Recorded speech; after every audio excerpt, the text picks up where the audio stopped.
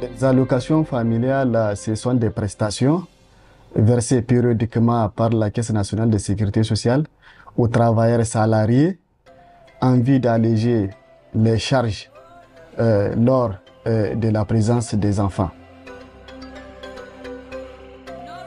L'article 5 du décret 65-116 du 18 août 1965 a défini la catégorie de travailleurs salariés qui doivent bénéficier de cette prestation.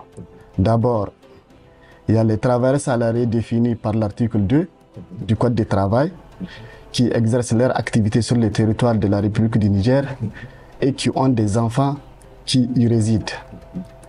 Ensuite, il y a des travailleurs salariés qui, aux besoins de leur travail, sont déplacés hors du territoire de la République du Niger et qui ne bénéficient pas des prestations de ces allocations-là selon la législation des pays de leur résidence.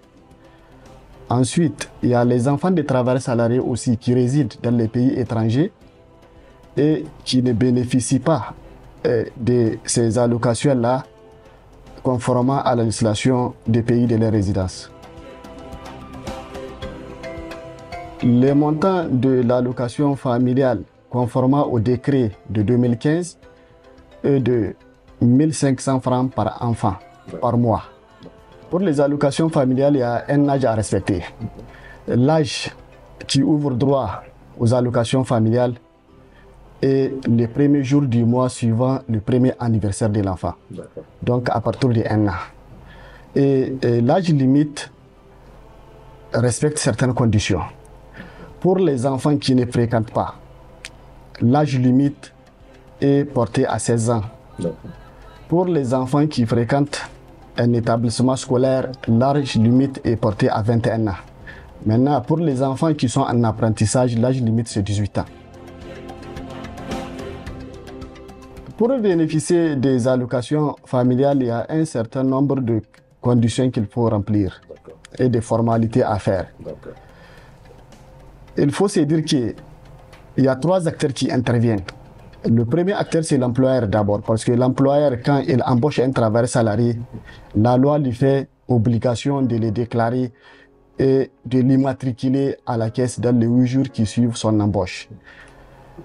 Il y a aussi la Caisse nationale de sécurité sociale qui est chargée de liquider les dossiers une fois reçus. Il y a le travailleur salarié lui-même qui doit constituer un dossier.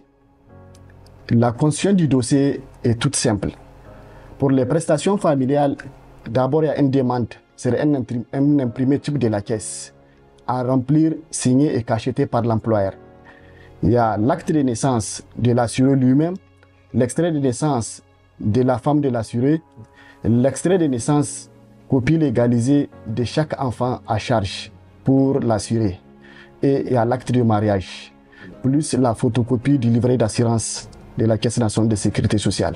Donc c'est toutes ces pièces-là qui rentrent dans la composition du dossier pour bénéficier des allocations familiales.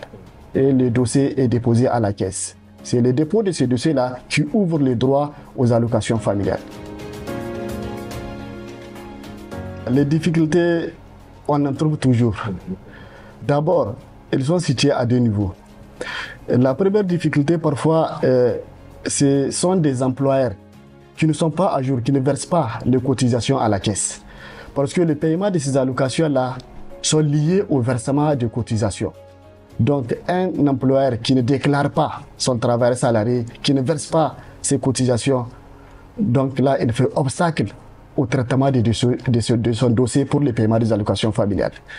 La deuxième difficulté, parfois, elle vient du travail salarié lui-même, qui ignore parfois ou qui méconnaît la procédure de la caisse. Parce que la caisse a des procédures administratives qui est bien érigée conformément au texte en vigueur pour bénéficier de ces allocations-là. Donc, si les travailleurs salariés ne respectent pas ces procédures-là, il y va de soi qu'ils ne bénéficient pas des prestations.